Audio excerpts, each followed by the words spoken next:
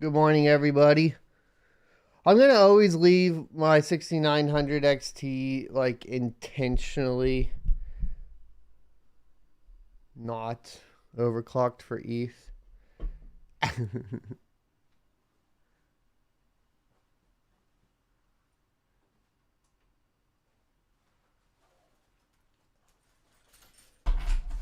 I like to double click it. All right.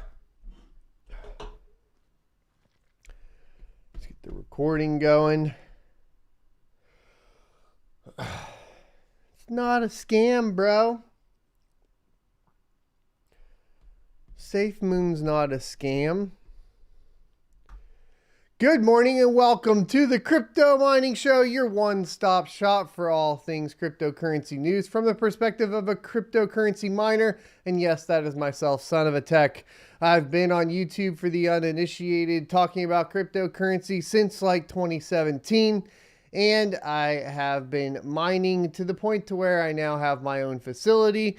And that's kind of what I do. So I also run, of course, this YouTube channel that goes over how-tos and guides along with cryptocurrency news, and this show is part of that. Thanks, everybody, for being here. Today, we're going to be talking about Nvidia quietly informing people that there is an 8 to 12% drop in cost for its GPUs. We're talking about cost to Nvidia.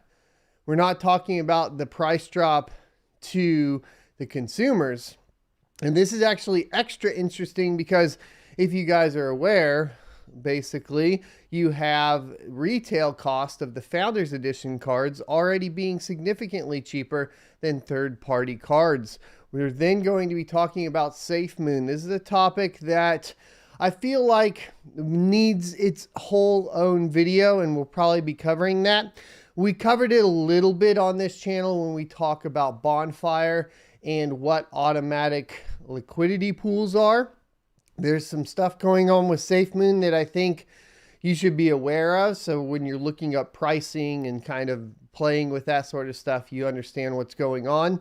We're going to be talking about Dr. Disrespect selling NFTs for a game that doesn't even exist yet.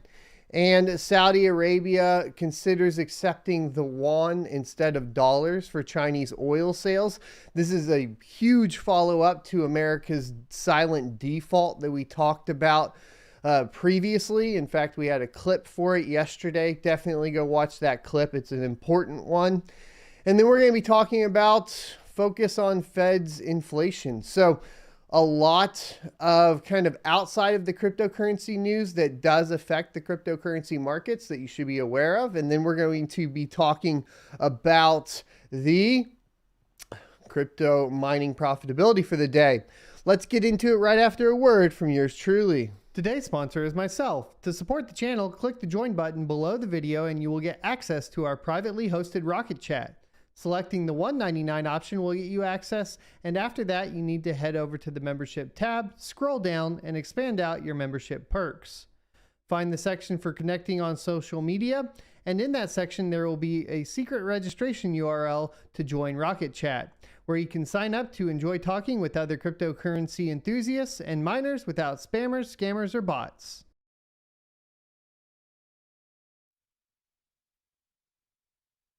Welcome back, everybody. So just so you guys know, I will respond to chat at the end of the show. We have a Q&A, and super chats are never required, but always appreciated and the easiest to read. So save those for the questions and answers if you intend to, of course, give me a super chat. Other than that, we are going to be talking about Nvidia quietly informs AICs of 8 to 12% drop in cost for its GPUs. Huge news for GPUs, I think, at this point. But we have just received word that Nvidia has informed AICs of a decrease in its cost basis, which will be passing on to AICs, and who will be passing it on to SLS, which is system integrators, in return.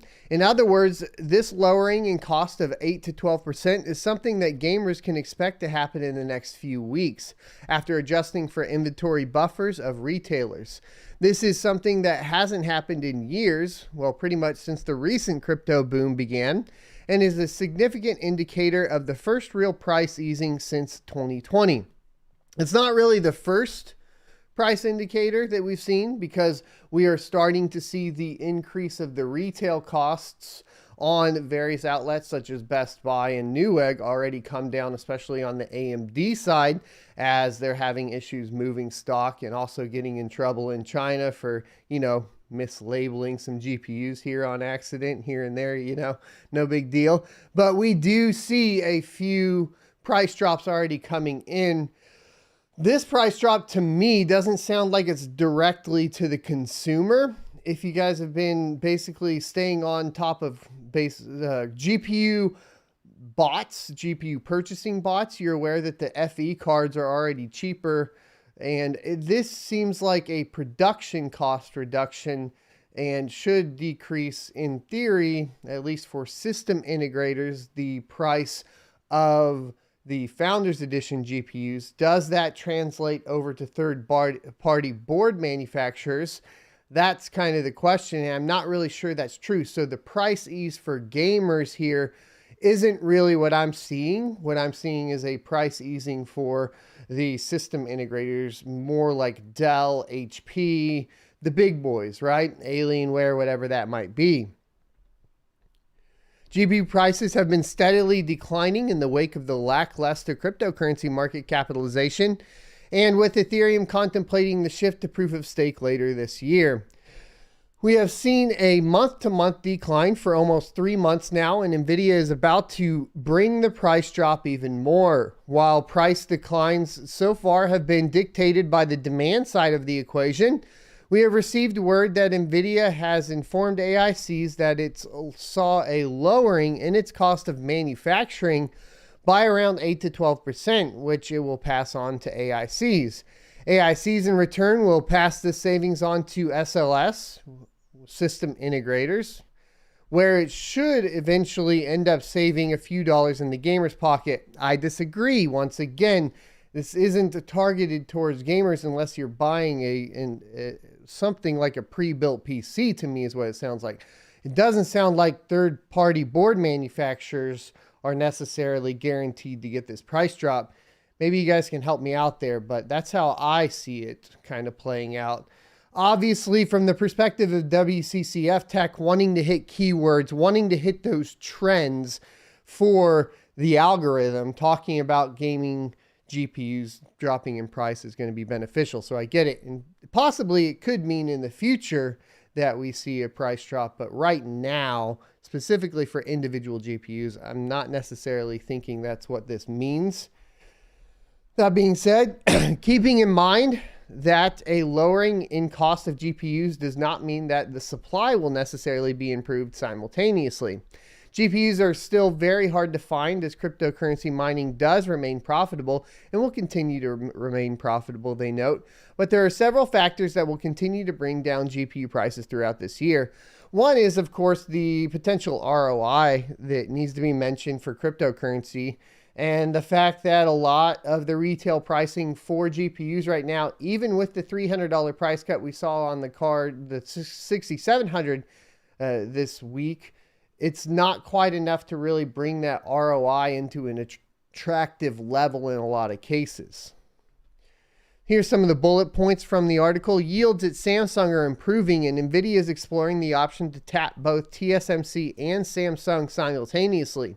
If it chooses to go down this route, it will mean both the RTX 30 and 40 series existing in harmony and basically twice the amount of wafer allocation. Now, we did also already talk about this. They will be manufacturing the 30 series along with Ada Lovelace. This will quite obviously help with the supply issues. Intel Alchemist GPUs are launching this year as well, although the exact supply situation on that front remains to be seen.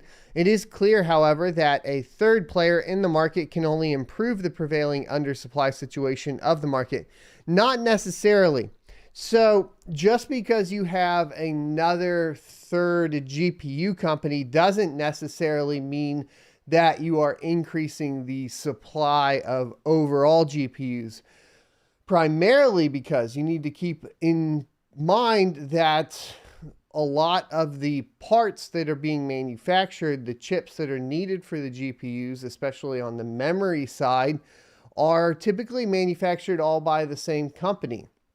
And because it's really a memory limited problem, it could actually just mean that you have less of each company. In theory, it doesn't always mean that you're going to always have more production just because you have a third board manufacturer here or a third GPU company in Intel. So it's a little bit of a far reach to say because Intel's making them, there will be more supply, because the specific part in all of computing that is basically bottlenecking the entire industry from the manufacturing of chips for cars to GPUs is the memory chips themselves. We're talking about Samsung and TSMC.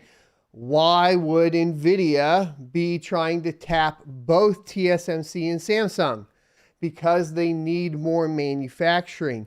Where is Intel going to get its memory chips? From TSMC. Where is AMD going to get their memory chips? From TSMC.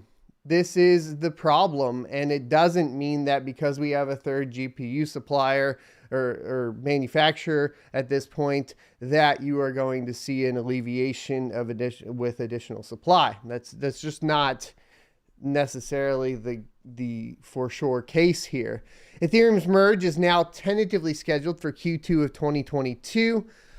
On its official roadmap, the Ethereum Foundation states that the merge upgrade will be shipped by the end of Q2 2022. I actually have not seen this. Where's the leak? Boom. How long ago was this? Which one are they talking about? This was 17 hours ago, so we got to cover this too. Okay.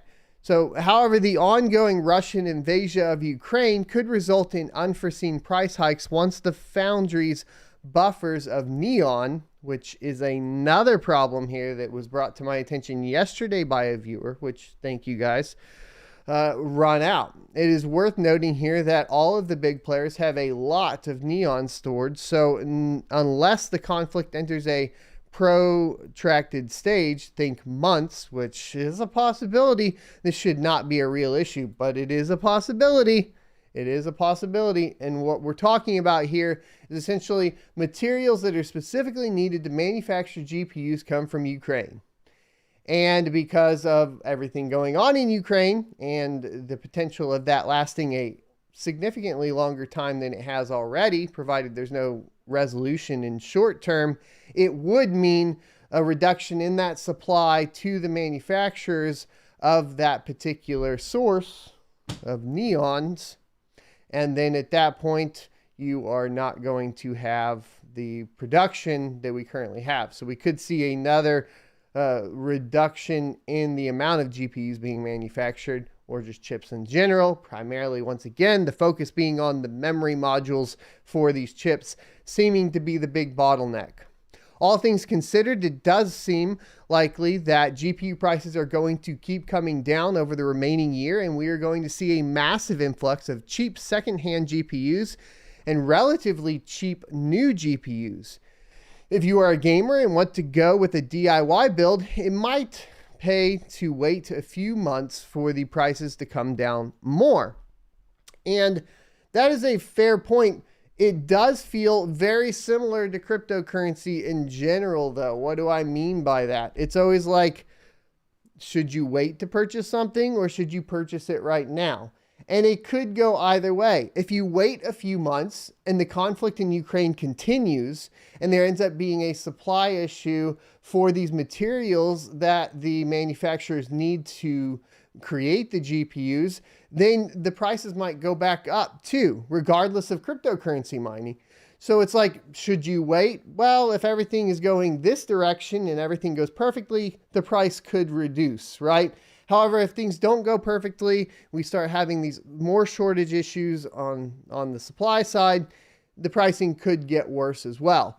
It's really up in the air right now. It's kind of like when people are like, should I buy Bitcoin? And I always say, you know, right off the bat, I've never bought Bitcoin. I only mine it. That kind of indemnifies me, or like gets me out of that conversation, right? It's like when people want to talk about religion, you just go, I'm an atheist. I don't want to talk about it. I just go, they're like, should I buy Bitcoin? I'm like, I'm a miner. I don't want to talk about it. And that's kind of how I get out of it in the normal day-to-day conversation.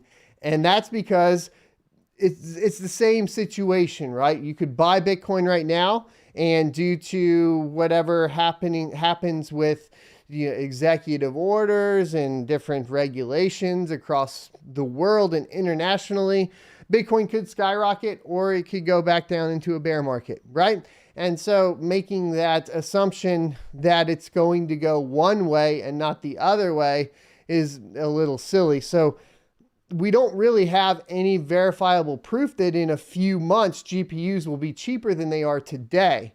We do know that you can start getting some GPUs cheaper as of today though, right? So we've seen the price drops across the board. And provided this is true, we should see some price drops here initially for us to be purchasing some GPUs.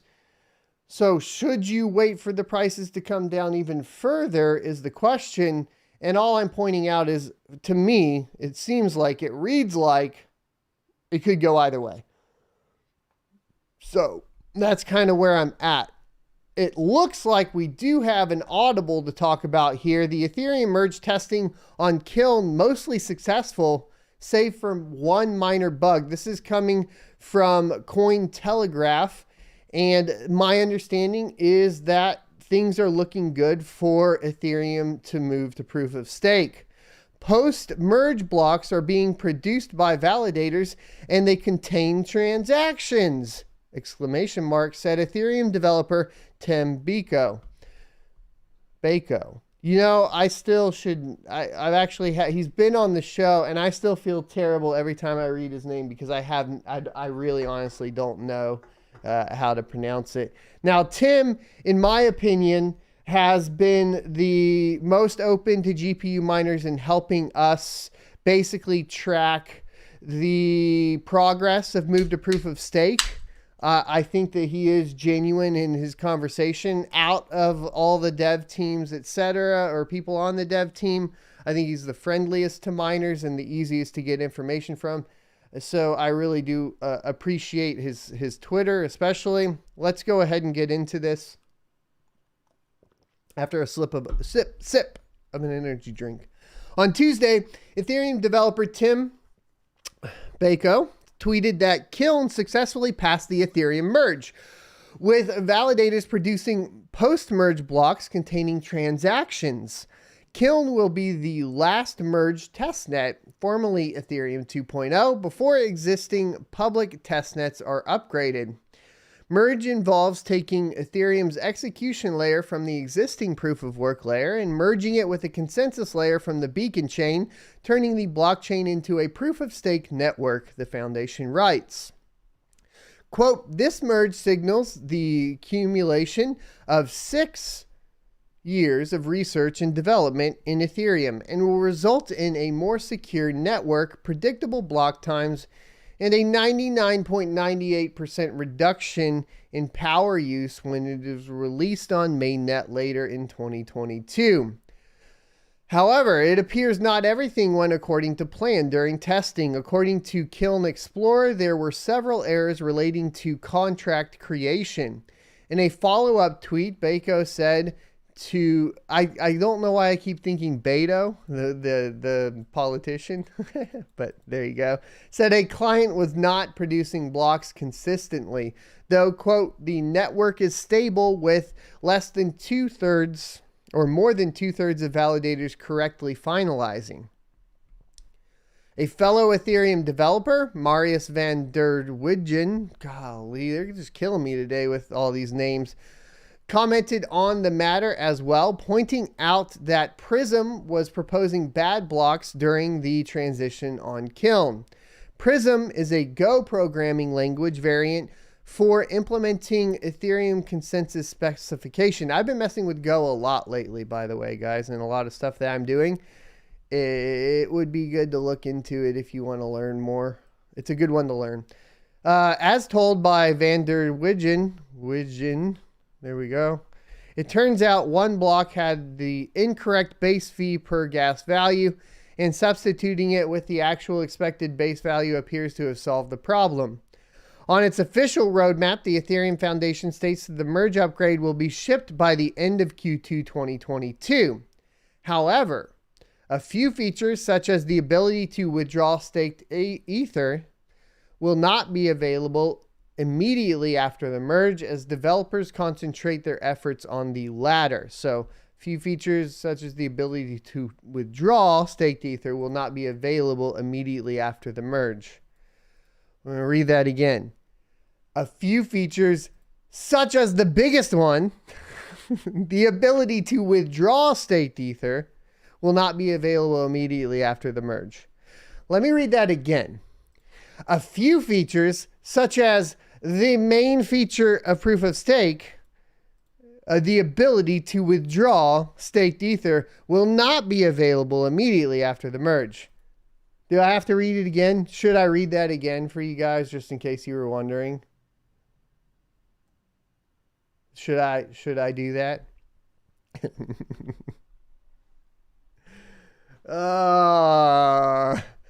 Dude. So what you're going to do is you're going to stake it. You'll get rewards to the same staked wallet, but you'll never be able to extract it out. Oh, man. All right, cool. Yep. Great. Anyways, it sounds like we have basically what is considered by the development team for Ethereum a successful play there, and that we will be moving eventually or here shortly from the Kiln test network that obviously was delayed, but only really seemed to have been delayed for about a week. We talked about that last week as well, the delay in the single rogue GPU miner plugging away and accelerating those blocks when they did not want that to be happening. Kind of a funny situation there. And we are going to move into the public test nets here shortly. That one should be very interesting because obviously they'll have even less control of people mining those chains. But all that really does, just to clarify for everyone, is accelerate the amount of blocks. So as long as they pick the right block and everybody's ready to go to test it on the public test net, I think it'll be fine. Does basically not being able to remove your stake sound scammy? Yeah, it does. Would I trust a network that basically told me straight up that I'm not going to be able to withdraw my staked coin? Yeah. And I mean, case in point, let's talk about SafeMoon. So I haven't talked about SafeMoon really. We talked about Bonfire, which is kind of the same thing. And we've talked about the idea of auto liquidity tokens. And this is really going to get into DeFi topic and how it functions for people to understand. So you have different DeFi platforms. It could be PancakeSwap. It could, for BNB, it could be Uniswap for Ethereum. It could be QuickSwap for Polygon and Matic. And what they are is decentralized exchanges, sort of decentralized finance, and they offer different capabilities, but primarily the ability to swap between tokens. The way that this is enabled is by having users on the platform add liquidity. So if you want to make additional revenue on some of your coins that you're holding, you can add liquidity to what is called a liquidity pool. And when you do that, essentially you put up 50% of one token that you want to trade and 50% of another token that you want to trade, and you lock them up in the liquidity pool. Now, in most cases for that one, you can pull that out whenever you want. You just stop earning the income. Then somebody that wants to trade that pairing of tokens you picked, no matter what it is, ETH and SafeMoon or whatever it might be, they come in and they do the swap, they perform the swap, and it is facilitated basically and sped up by the fact that you've added liquidity to that, which will then basically give you a payout for having that liquidity added. So what's automatic liquidity? Well, this is where things start to get dark or sketchy at the very least. And we've talked about it with Bonfire, but automatic liquidity is basically the process in which when somebody comes in to swap for a particular token or coin, usually a token, right?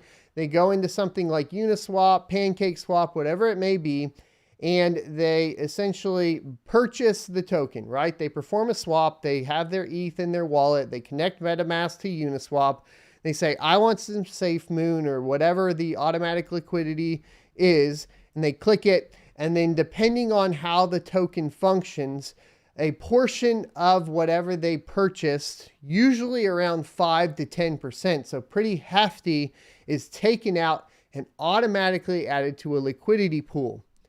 Not a liquidity pool that the user set up, not a liquidity pool of one of the users that is already providing liquidity to the network, but in general, most of these, and I'm not saying all of them, but in general, most of these to some liquidity pool that is supposed to be untouchable by anyone, but in fact has traditionally been found to, depending on the validity of the project, been touchable by the developers themselves.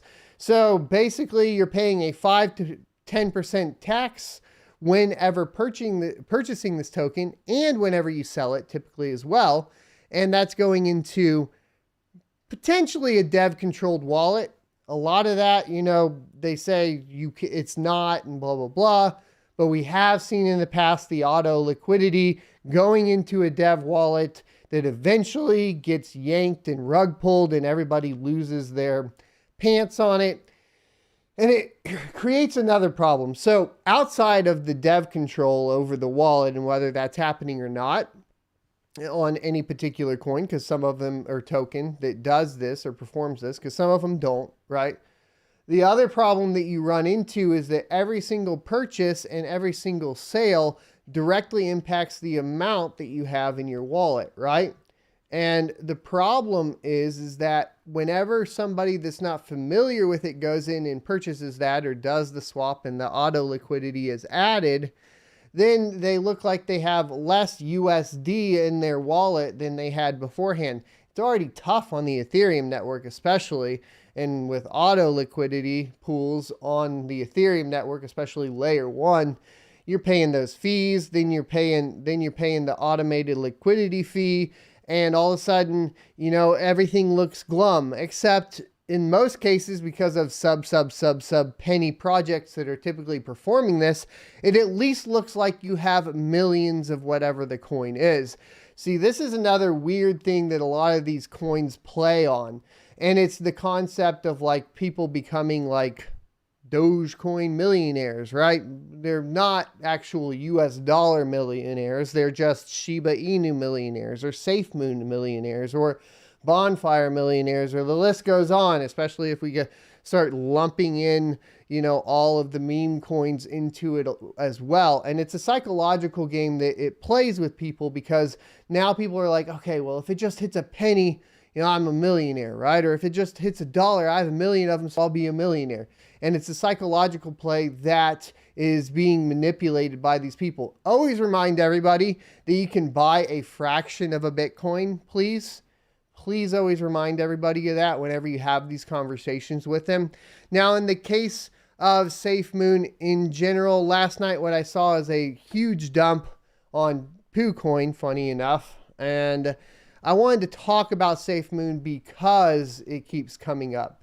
Now, I also want to make it clear that, like, I think that there are genuine people within all of these communities that truly do believe in the project itself.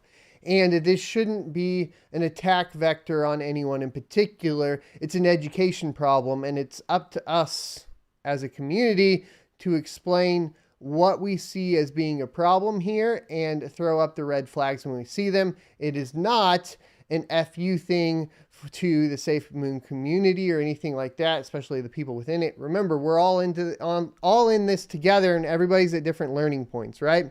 And I can definitely do more research on SafeMoon as it is as well. But he says WTF is going on with the price of SafeMoon on PooCoin, and you see a massive drop here. This was yesterday, and it was a 14% immediate drop. Now, these are pretty common within SafeMoon, but you have to keep in mind that unfortunately, when this happens, it's accelerated really quickly because of the automated liquidity pools. Another note that I also want to point out is that essentially if you're going to be purchasing SafeMoon, you need to make sure that it's the V2, because that can get confusing as well, where you can even still buy the first version in a lot of cases, but it's not really live. So there's a lot of weirdness going on here. So if we look at the past 7 days, the past week, I believe it is, you have a 21% drop in SafeMoon V2. I think for the last 24 hours, it is up 2%.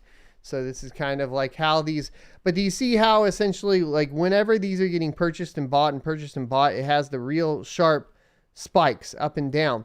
And that's because with automated liquidity, what you're doing is you're making everything, you're exponentially increasing the price volatility, because a portion of that's going to that automated liquidity pool. So if everybody decides to start dumping SafeMoon, unfortunately, it's going to be accelerated more than it would be on a coin that didn't utilize automated liquidity, because essentially, whenever you're doing that, you are having that fee that's getting pumped into that. It's in theory supposed to protect the price, because, you know, the more people that purchase, the more it adds to the liquidity, it locks up the supply. It's a traditional supply manipulation, right? Except instead of having a supply cap like Bitcoin, where they just cap it and then you have the halving that goes down for the miners, instead of that, it's just taking a portion of it out of the user's pocket every single time they make a transaction. So it's pretty sketchy. We also have like a lot of other stuff surrounding it that you guys should be aware of, because the strategy of a lot of these cryptocurrencies is to utilize basically notoriety, I guess, whatever you want to call it, right? Like I'll get a ton of emails. They'll start with the smaller guys and they work themselves up. A big one for, of course, SafeMoon in particular was Soldier Boy and Jake Paul. And anytime you start seeing any type of huge pump in a cryptocurrency from like a major figure, you should question it, because how much knowledge do you think Jake Paul or Soldier Boy actually has within cryptocurrency and how it functions? Do they even understand that it's a token on Ethereum and not a coin itself? Do they understand the basic concepts or not? And if they don't understand the basic concepts, and then they're pumping a coin as well on top of that, or a token, you should probably question exactly what's going on. Why are the dev resources for the project not going into research and development and going into paying celebrities to talk about their coin? That's a very huge red flag that you should be aware of, because if you are talking about validity of the project and development and wanting that project to succeed, you would spend that into research and development, not into big celebrity status, right? That's kind of how I see it. That's the budget, the advertising budget. Where is it going? This was posted a couple weeks ago. It's a little bit of old news, but like I said, I really want to get down to discussing SafeMoon, because it's one that has had a lot of red flags for me, and I want to make sure that the community is aware of it. Jake Paul, Soldier Boy, and a slew of other celebrities are being sued for their involvement in the cryptocurrency SafeMoon, with claims that celebs were making, quote, false or misleading statements to investors on social media. A trio of plaintiffs is suing SafeMoon LLC, the company behind the SafeMoon token, along with several celebrity promoters, including Jake Paul and Soldier Boy, for allegedly misleading, promoting, and selling it. They accuse the company of collaborating with these celebrities and others to make false or misleading statements to investors on social media while disguising their control over the tokens available. And that is fair. This is where we talk about this right here, which is disguising their control over the tokens available. This is the part. So this is why I lean heavy into explaining automated liquidity and the problems it has, and how that ends up pushing it more into a scheme, like a Ponzi scheme or something, because your goal now is to sell to other people to get them to lose their extra 5 to 10%, and hopefully they don't realize it, right? That's kind of the play when we're talking about SafeMoon and a lot of these. And this is a valid argument because it should be transparent, especially when a portion of that is getting pulled out of your transaction every time. Describing it as a scheme, the plaintiffs claimed the misleading promotions and celebrity endorsements artificially increased the interest in and price of the tokens, causing investors to buy them at inflated prices. They also asserted the companies conspired with promoters to sell tokens for profit. This is commonly called a pump and dump scheme, something the plaintiffs allude to in their filing. They brought the class action lawsuit on behalf of themselves and all investors who purchased the token between March 8, 2021 and February 17, 2022. The plaintiffs have also requested trial by jury. That's an interesting choice as well, because you want a trial by your peers in situations like this, because it's more likely that the common man that doesn't understand cryptocurrency, maybe to the level of like I think it would be a play, because the judge may be more aware of it than say like a jury full of 12 people just off the street. And if it's framed in the right manner, they'll be like, oh no, of course they shouldn't have done that to you. I think it's a smart play. The plaintiffs are seeking damages and restitution for what they believe they lost by investing in SafeMoon. This includes monetary relief, payment of legal fees and costs, and more. SafeMoon's developers have publicly maintained the token's launch was not a scheme, and the developers moved to a second version of the token in January 2022. That's what I was referring to earlier, is they did move in January basically to SafeMoon V2, which I don't have a ton of information on the particular changes, but it's important to note. Neither company nor the celebrities mentioned in the legal document have publicly addressed the claims. We'll update the article with more information if they do. Now, there are similar things that have happened in cryptocurrency in the past, and there's a fine line between what is basically a scheme or a scam, and then what is, falls into, well, you made a bad personal financial decision. I think that they can kind of coincide together. So should there be a suit going on against Jake Paul and Soulja Boy, I would have to, see how basically the authorities are going to classify SafeMoon in general. So if we look back to like the last or previous bull run cycle, and we look at what was happening with BitConnect and Trayvon James, and then we've recently got, of course, the court update for Trayvon James, which definitely looks like not good for those people that were a part of BitConnect. It's slightly different, right, for BitConnect to this, but it's really going to be on how the automated liquidity is looked at from that perspective. And if that turns it into more of a scheme than just like I said, a bad personal financial decision. And we'll have to kind of see how it plays out. In my humble opinion, automated liquidity needs to be, I don't agree with it at all. However, I will say if it is going to be something that's used to artificially inflate the price, which is what it's used for, if it's going to be used for that, it needs to be very clear that that is what's happening. I know some projects that early on, Liquid, so on, I kind of fell for a lot of these because the idea sounds good, right? You purchase some, everybody that's purchasing some, it's going to basically burn a few of them or add to the liquidity.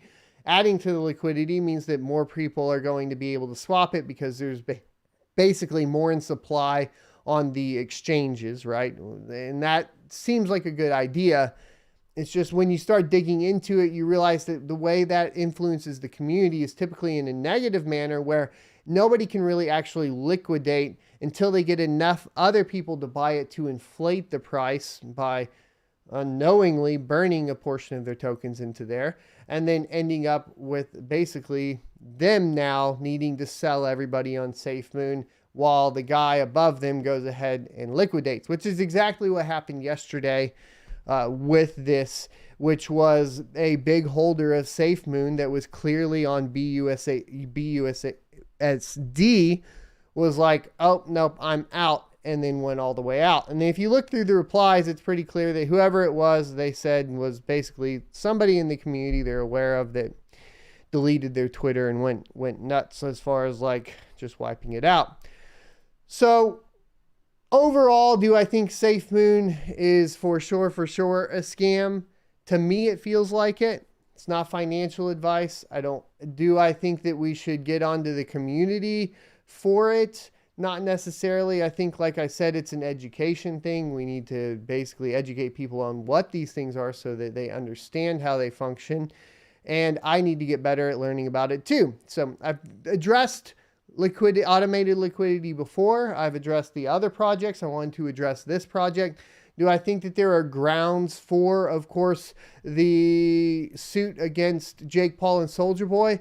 And I do, specifically on the portion that we talked about, that we pointed out, where was it? Right here, which is disguising their control over the tokens available. And that is really the big one right there. And that has to be proven, though. But if it is, then I think there's definite grounds for it.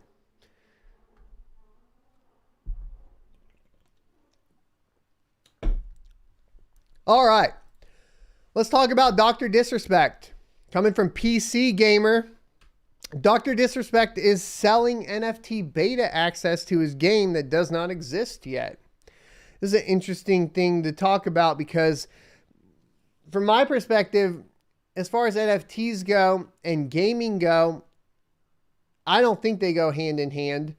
As a gamer, I'm not really hot on the whole idea of NFTs being integrated into a majority of titles. I think there's some outliers, right? Magic the Gathering Arena would be one where I'd be like, NFTs would probably fit in there, right? Collectible card games. I think that even like an RPG, potentially like an MMORPG, like something like World of Warcraft, where the NFTs are tied to equipment and armor, and it allows for the players, if they want to participate in that manner, to potentially play to earn, could be cool. But I think by and large, NFT implementation feels more like microtransactions and things that don't matter for the most part. And I don't think that this is any different because, look, the game doesn't even seem like it's going to be a real thing. And it's just an NFT that will basically allow you founders access. I don't know. Dr. Disrespect is selling NFT beta access to his game that does not exist yet. The initial round of 10,000 Founders Access Passes will sell for $50 each. In December of 2021, Dr. Disrespect, aka Guy Beam, co-founded a new game studio called Midnight Society with former Call of Duty creative strategist Robert Bowling and Halo 5 multiplayer designer Quinn Del Hoyo. There we go. Awesome team, by the way, and I don't want to demean that at all. Like, as far as what the potential is for this studio, it seems really good. You're talking about basically just all the big names, a creative strategist from Call of Duty, a multiplayer designer from Halo 5, unfortunately. I wish it was something different, but Halo 5 was pretty good, I guess. It came after Halo 4, which is terrible as far as multiplayer goes, but what exactly the studio is making hasn't been revealed yet, beyond the promise that it will be the, quote, most community-focused online PvP multiplayer experience the world has ever seen, end quote. But a new blog post has shed more light on the community-focused aspect, which will include NFT sales. Quote, as we focus on building the best new PvP multiplayer first-person shooter, we're looking to leverage the collective strength of our Day Zero community to go hands-on during crucial early development milestones of the project, Midnight Society studio head Robert Bowling explained. This means building an infrastructure that allows the active participants of our community to experience environments, weapons, movement, and other core tenets of the gameplay at a stage where their feedback, input, and guidance can be incorporated. Most studios rely on various forms of beta testing for this sort of thing, but Midnight Society is instead releasing a Founders Access Pass that will enable holders to play early builds, access Discord channels, and vote on key design decisions. Founders Access Pass also will have the ability to mint a unique tradable visor design, procedurally generated and with different, presumably random levels of rarity. It is not clear whether these designs will actually appear in the game. However, the post says only that the design, quote, acts as your identity within the Midnight Society and can be used as your verified avatar in and outside the community, end quote. That's a picture. That's a cool picture. The Founders Access Pass will be restricted to a select group of 10,000 community members who will have an opportunity to spend $50 to get one. There will be other series of passes in the future, however, created using environmentally friendly NFT technology, and each will be unique to them. This is disappointing when this gets played out, by the way, guys. So I'm not talking about this in particular, as far as like what they're doing. The specific wording that we need to combat on a lot of this stuff is the environmentally friendly NFT portion here. Look, you need to take into account that the biggest push towards environmentally friendly or energy production is going to come from the Bitcoin mining industry, because it is directly incentivized to do that. The idea that proof of stake is the only environmentally friendly thing going on here within cryptocurrency is a false narrative that needs to be addressed every single time it comes up, especially when it's in public articles like this, like PC Gamer. And this is not how you do journalism either, because we aren't talking about the difference between proof of stake and proof of work right now. What we are specifically talking about is an NFT release from Dr. Disrespect. So adding in basically influenced, narrative-driven terms for something that they clearly are not even discussing in the article needs to be addressed. And so I'm not going to let that go. We're not going to let that pass. And as far as environmentally friendly cryptocurrencies and the progress into renewable energy, it will be driven by Bitcoin mining and mining in general.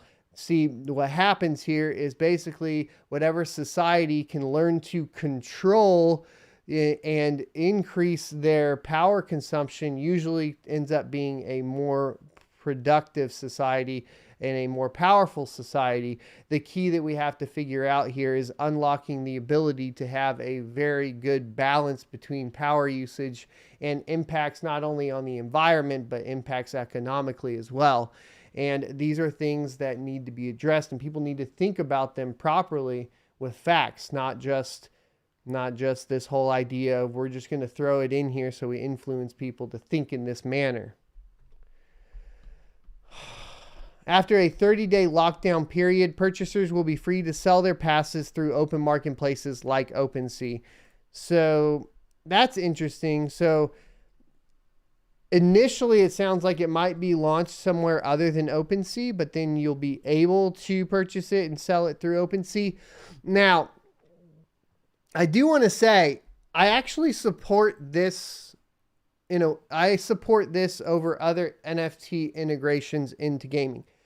Why would I support this and not other NFT integrations into gaming? What makes this okay, in my point of view, is essentially what we're talking about is an early access purchase that is tied to an NFT. If you want to go out and purchase it and then you want to participate in the community, you have the ability to do it.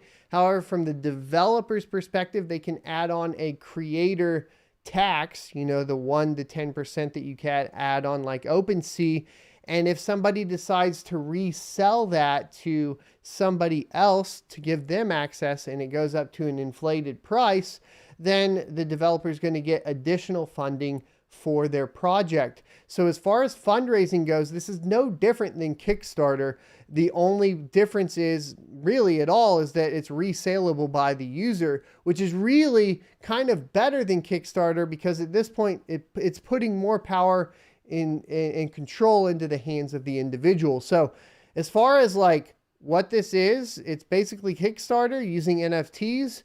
And the only difference there is that you have more control to the individual. So I'm down with it. I think it's great. Access to the Founder Pass and future series will not be the first to come, first serve.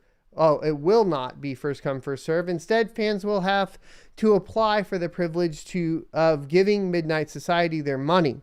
The Founders Access Pass application process is live now, and applicants will be judged on criteria including, but not limited to, when you join the Midnight Society community, how active you've been in the community, how active of a gamer or creator or developer you are in general.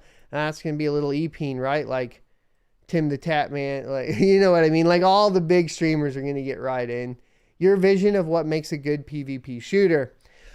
Bowling said that none of this is meant to be exclusionary, and people who want to play Midnight Society's game with a conventional account will be fully free to do so. That's good. Furthermore, players who have no understanding or interest in decentralization will still be able to take advantage of its benefits. If at some point in the future they decide to recoup their investment by selling some of their in-game stuff. So then that's my question, and that's where I kind of get a little iffy. It sounds like they are going to have in-game NFTs, and that you will be able to resell them on the platform, which is going to be a form of microtransactions. And in this style of a first-person shooter PvP game, I'm not sure I agree with it, unless, of course, very specifically, that it is cosmetic only at the very least. Because we track all entitlements of the centralized account, we can easily transfer ownership of all your items to you, and you are free to sell them from outside the Midnight Society ecosystem, Bowling said, which honestly makes me wonder why all this NFT rigmarole is necessary in the first place. Midnight Society is already working on the next round of passes according to the FAQ on the Founders Pass application page. We are in the process of designing a meta economy layer for Midnight Society that will form the core of industry pass holders. It says, quote, founders will have a say in how it evolves. Industry pass holders, also known as the Eyes, will form guilds that run all in the in-universe manufacturing of weapons, mercenaries, and cosmetics used by claws in the Midnight Society.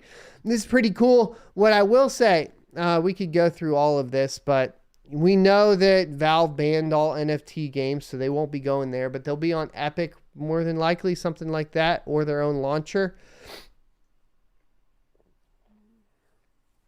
There are some negative responses, it says, as well on Reddit, which is to be expected within the gaming community.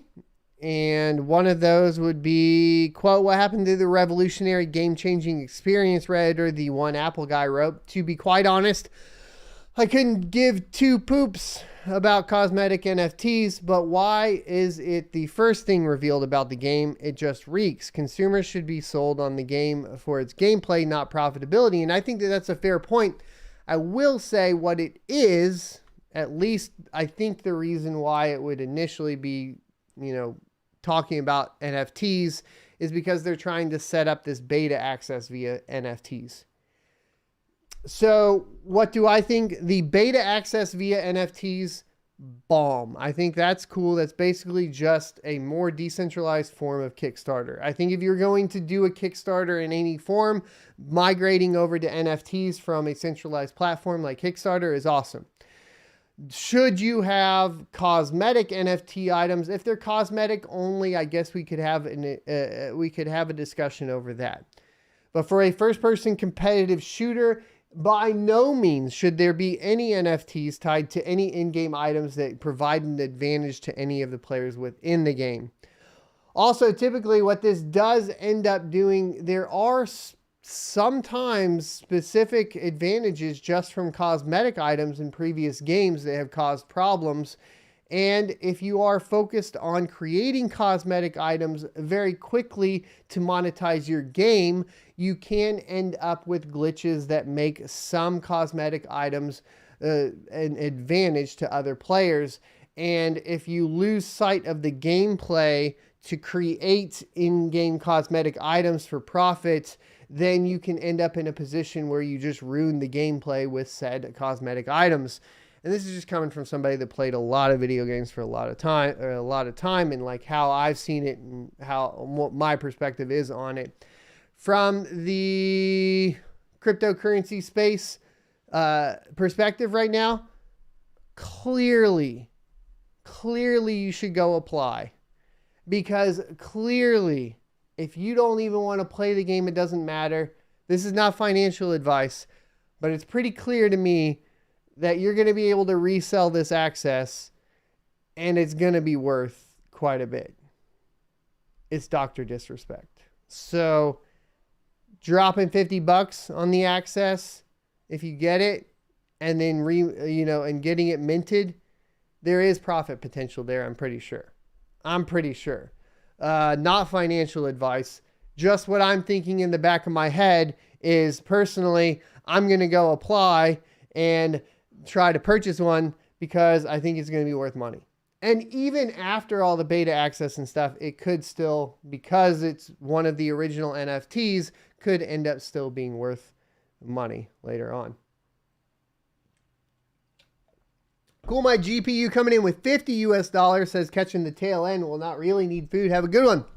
Get some food, dude. Oh boy. So we talked about America's silent default.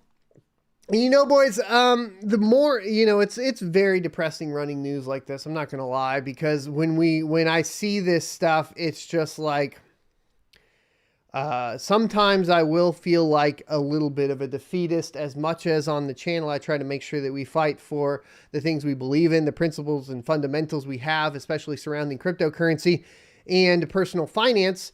But then you see what the big players are doing, and it's like, well, I really don't have any control over that. What we do have control over, of course, is, purchasing of cryptocurrency and the ones that actually adhere to fundamentals, etc. But Saudi Arabia considers accepting the yuan instead of dollars for Chinese oil sales. We already talked about the silent default. Basically, the premise of that was that because sanctions are allowed to go, or because US is basically using sanctions to block Russia, the trust in the American dollar as an investment from other countries is a lot less. Part of the trust that is basically given to the US dollar is specifically its ability to be the only thing you can trade for oil from Saudi Arabia, which is 80% of the world's oil supply. Ta-da, enter in this situation, and we have huge warning signs, red flags for the US dollar. It only gets worse. Saudi Arabia is in active talks with Beijing to price some of its oil sales to China in yuan. People familiar with the matter said a move that would dent the US dollar's dominance of the global petroleum market and mark another shift by the world's top crude exporter towards Asia. The talks with China over the yuan-priced oil contracts have been off and on for 6 years, but have accelerated this year as the Saudis have grown increasingly unhappy with the decades-old U.S. security commitments to defend the kingdom, the people said. The Saudis are angry over U.S.'s lack of support for their intervention in the Yemen civil war, and over the Biden administration's attempt to strike a deal with Iran over its nuclear program. I want to make something very clear. This is coming from the Wall Street Journal, first of all. Okay. This is specifically the Saudis saying what they're upset with, and it's clearly the Biden administration. And I'm not going to sit here and say that you should vote for Trump because I wore an F Trump shirt, and I don't agree with that either. But what I'm saying is that you should not accept the underperformance of a U.S. president based on your own political viewpoints when it comes to stuff like this. This is a blanket not good thing to be happening and needs to be talked about. And it doesn't matter if you offend crazy Biden supporters over it, because if we don't talk about it, it just keeps going down the wrong path. Saudi officials have said they were shocked by the precipitous U.S. withdrawal from Afghanistan last year. China buys more than 25% of the oil that Saudi Arabia exports. If priced in yuan, those sales would boost the standing of China's currency. The Saudis are also considering including the yuan-denominated futures contract, known as Petro Yuan, in the pricing model of the Saudi Arabian oil company known as Aramco. It would be a profound shift for Saudi Arabia to price even some of its roughly 6.2 million barrels a day of crude exports in anything other than dollars. The majority of global oil sales, around 80%, yes, I got the number right, are done in dollars. And the Saudis have traded oil exclusively in dollars since 1974. In a deal with the Nixon administration that included security guarantees for the kingdom. China introduced yuan-priced oil contracts in 2018 as part of its efforts to make its currency tradable across the world. But they haven't made a dent in the dollar's dominance of the oil market. For China, using dollars has become a hazard highlighted by U.S. sanctions on Iran over its nuclear program and on Russia in response to the Ukraine invasion. We talked about this last week. Please watch the clip that was posted last night on America's Silent Default. So and then come back to this and watch this again too. So you're all up to date and you understand how these two tie in and what it means for the US dollar, because this is not good. In recent years, China has helped Saudi Arabia build its own ballistic missiles, consulted on nuclear program, and begun investing in Crown Prince Mohammed bin Salman's pet projects such as Neom, a futuristic new city. Saudi Arabia has invited Chinese President Xi Jinping to visit later this year. Meanwhile, the Saudi relationship with the U.S. has deteriorated under President Biden, who said in 2020 campaign that the kingdom should be a pariah for the killing of Saudi journalist Jamal Khashoggi in 2018. Prince Mohammed, who U.S. intelligence authorities may say ordered Mr. Khashoggi's killing, refused to sit in on a call between Mr. Biden and the Saudi ruler King Salman last month. I want to say Salomon for whatever reason. It also comes as the U.S. economic relationship with the Saudis is diminishing. The U.S. is now among the top oil producers in the world. It once imported 2 million barrels of Saudi crude a day in the early 1990s, but those numbers have fallen to less than 500,000 barrels a day in December of 2021, according to the U.S. Energy Information Administration. I believe that's because we filled the reserves. So I think there's more to that story. Maybe you guys can confirm in chat, but I believe that's because when Trump came in, we filled the reserves. So that needs to be very clear, because this isn't quite intellectually honest in that statement, unless they go into it here in just a second. But just to be clear, I think it has something to do with that. By contrast, China's oil imports have swelled over the last 3 decades in line with its expanding economy. Saudi Arabia was China's top crude supplier in 2021, selling at 1.76 million barrels a day, followed by Russia at 1.6 million barrels a day, according to data from China's General Administration of Customs. Quote, the dynamics have changed dramatically. The U.S. relationship with the Saudis has changed. China is the world's biggest crude importer, and they are offering many lucrative incentives to the kingdom, end quote, said a Saudi official familiar with the talks. Quote, China has been offering everything you could possibly imagine to the kingdom, end quote, the official said.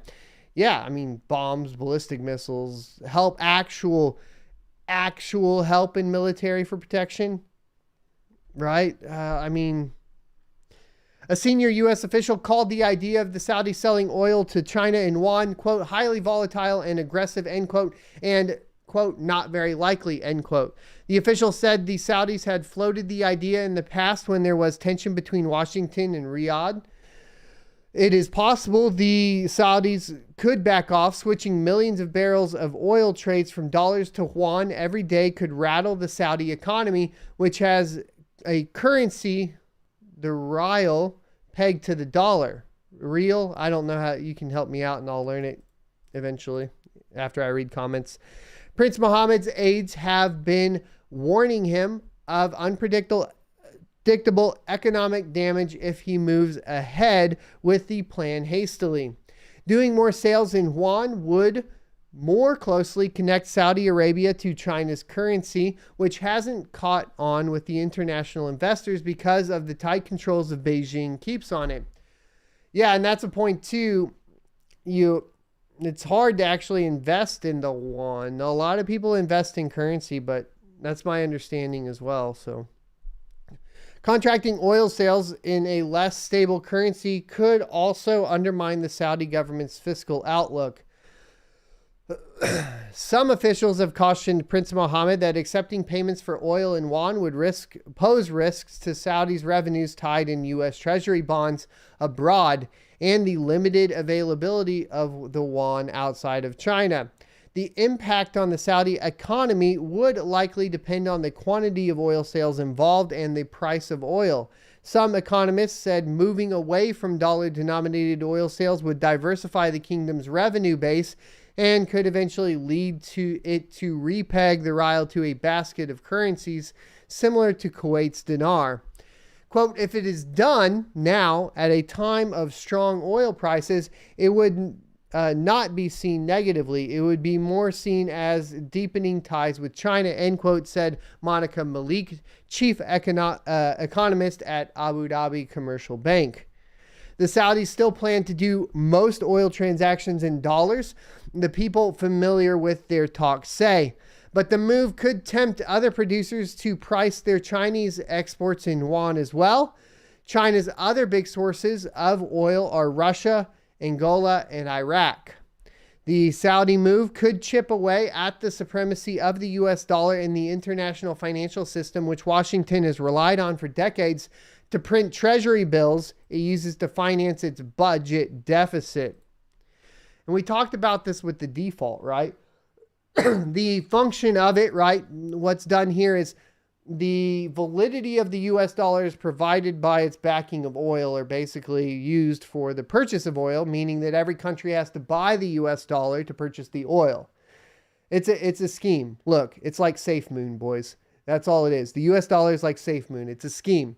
But let's get into it even more. So now what ends up happening is America creates a whole bunch of debt, and then they sell that debt to another country.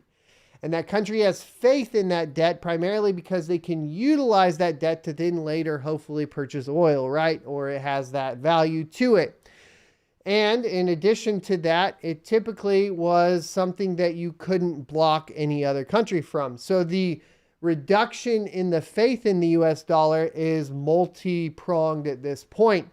With the sanctions going in, and it's clear that if you do not do what the US government wants you to do, we will shut off your access to the US dollar with Russia. And then follow that up with the fact that it doesn't even matter how much of the yuan would be available to purchase oil. That takes away from the power of the US dollar. So now that there's no faith in buying the US's debt, the US defaults. That's what's happening here. And it's scary. I don't think I need to read the rest of the article. So, as a cryptocurrency enthusiast, what should you do when you see things like this that are scary, especially if you are in the society that would be affected mostly, right? The US dollar. What should you do with your US dollars? You know, that's the question. Us in cryptocurrency, not financial advice, but me, like, as what I would do is protect the liquid currencies, the currencies I'm going to use to purchase stuff with something like cryptocurrency, probably Bitcoin, or physical assets. 1 second. All right. So what do I mean by the physical assets? Well, why do we mine, right? Why do I mine? Because now I have physical assets that generate revenue in a currency that is protected from the inflation of the US dollar. It's a multi-pronged attack, okay? And you need to self-custody it. You need to do all of those things, right? And that's where we're at. That's what Bitcoin was created for. Whoo! Let's see. We're at 10:57 already, and we have not even gotten through all of our articles. We are going to save this article for tomorrow. We're going to move into mining profitability for the day. Let's see. So we are actually down probably more than I've seen ever at 0.024 ETH. Usually by now we're at like 0.03 or at least 0.03, usually 0.04 to 0.05.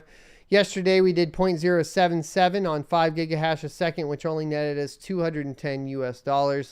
A little up, about $30 up from the previous day, but still pretty far down from the 13th and the 12th where we were getting over $250 US. So unfortunately, that's kind of where it's at as far as profitability. On Flux, we're at about 5.5 to 6 coins per day, which is equating to like $8 a day. And then we have 3 rigs over there. So nothing fantastic as far as Flux goes. I'm just trying to get some extra Flux, right? And then we're still getting the VRSC off of, I guess, 5 different rigs right now at 1.7 VRSC. And then I am spec mining Caspa, which is making a lot of Caspa. But we had the node go down again last night, so I was kind of working on that. Let's look at profitability for the RTX 3090 and calculate that out. We have $3.55 a day on Ethereum. Let's correct the Flux numbers. We're going to kind of blast through this because I do got to get going. Flux is at $2.32 a day after power.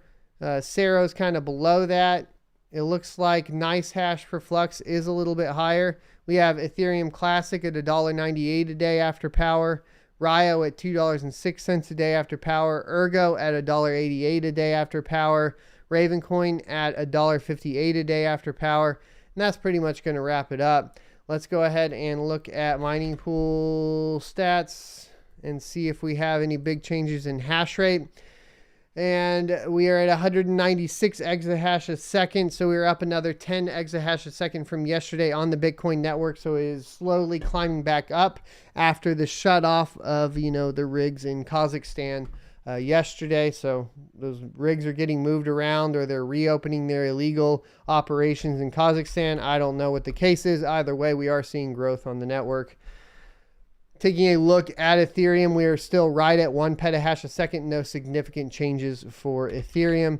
If we take a look at Flux, because of the nice hash, I'm thinking we have some solo mining going on. Yep, there's one right there on 2 miners. We got solo mining going on today, and that is rentals, of course, from nice hash, as we saw when we were looking at what to mine and the pricing there. Let's take a look at Ravencoin and see where they're at. 3.74 terahash a second, about 0.1 terahash a second down from yesterday. And a continuing to decline difficulty, but not enough recovery for miners as far as from a profitability standpoint. Let's look at Ergo. I need to look more at Ergo rewards here soon. I'll try to get on it, but 15 terahash a second, I believe that's up about 0.5 terahash a second from yesterday. Let's look at mining pool profits for Ethereum, the best profitability for Ethereum pools. Provided your ping is good. Last 90 days, Crazy Pool in first, Flex Pool in second, Mining Pool Hub in third. Last 60 days, Flex Pool in first, Crazy Pool in second, Mining Pool Hub in third. Last 30 days, Mining Pool Hub in first, Flex Pool in second, Crazy Pool in third. Last 21 days, Mining Pool Hub in first, ZET in second, Crazy Pool in third. Last 14 days, ZET in first, Crazy Pool in second, Mining Pool Hub in third. Last 7 days, 2 miners in first, Crazy Pool in second, Flex Pool in third. Last 3 days, 2 miners in first, Nano Pool in second, Flex Pool in third. For the last day, Ethermine in first, Flex Pool in second, 2 miners in third.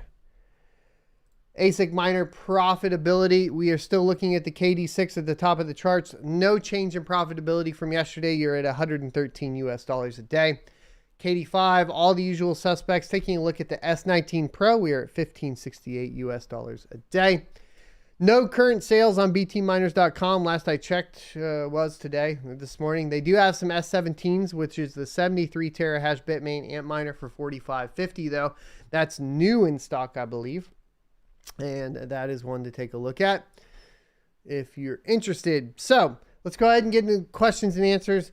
I don't have a lot of time. I got to go. I should already be done, but I'm going to try to just hit a few. Once again, thanks Cool My GPU for the $50 donation, and let's try to get into this as much as I can. I'm looking for just kind of questions. So thanks everybody for tagging me and talking about a lot of what we were just going over. But let's see. So at Son of a Tech, from how do mining pools differ DDoS attacks from share traffic? Well, so when it depends, right? So you have to connect to the stratum, so you're not just like pinging, right? Like DDoS attacks are usually just over requests. But as far as I would have to probably do a little bit more research. When we were doing it, like essentially we had the front end web page that then would connect down through the RPC to the node. So whenever a DDoS attack would happen, it would only happen on the front end. That's a very basic explanation. There's a little bit more that goes into that, but the valid traffic is done by the proofs, right? So the work that's actually being done, and then that maintains the connection. You can set like your whitelist, your blacklist, and like your tolerance level and so on. And there is like a banning operation that can be done on the pool side that is basically either more strict or more loose depending on how you configured the pool.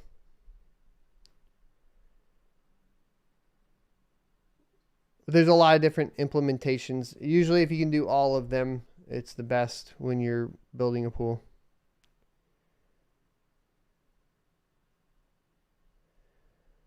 It's all good. Mining says, looks like Crazy Pool is lagging about 7% from the expected last 3 days.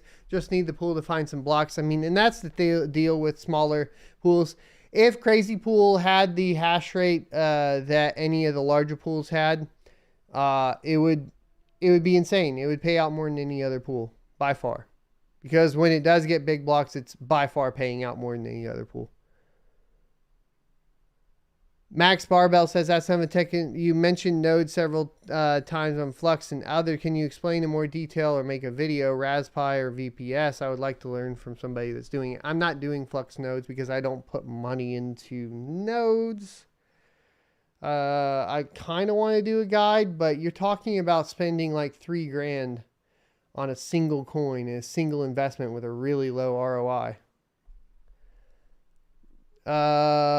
Some Goblin Loser, thanks for the $2 super chat, says is ETC mining good? Question from Surge. Yeah, ETC mining's good. We've talked about it before. ETC solo, probably not as much. But Ethereum Classic mining is definitely like coming up. I think it will be the savior for the Polaris GPUs. If you have other like newer AMD GPUs like 6000 series, or you have RTX 3000 series, or even 20 series, I think Flux is a little bit more, is going to be what the bet, right? I think Ethereum Classic is going to be like RX 580s and 480s. Andre Mora says, ask Son of a Tech, do you think AMD and Intel copy Nvidia technology with the data stolen Nvidia? You know, I think that there's a lot of, oh, sorry, we didn't even pull that up. I think that there's a lot of corporate espionage that goes on without the hacks. And I think that there's always reverse pre-mine, nothing like that. You'll have just as much of a potential to make money off of it as anybody else.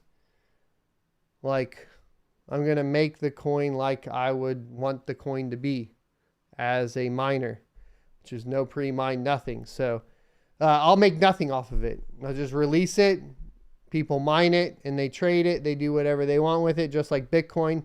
And I will make no money off of it. I just wanted to learn. So that's it. Thanks everybody for watching. Hit the like, comment, subscribe. I got the pit stains already going, so we'll go get a good workout in. I got a little bit of numbness in this pinky. I don't know what's going on. But thanks for hanging out. I'll see you next Tuesday. We'll get more questions and answers tomorrow. We had a lot to cover today. So quick on that super chat. Ben's310 said KD Box Pro ROI estimate. I have no idea. I'd have to actually go pull up the calculators. And I don't have time for that today. Thank you for the $2 super chat, but go to What to Mine or MinerStat and look it up. Adios.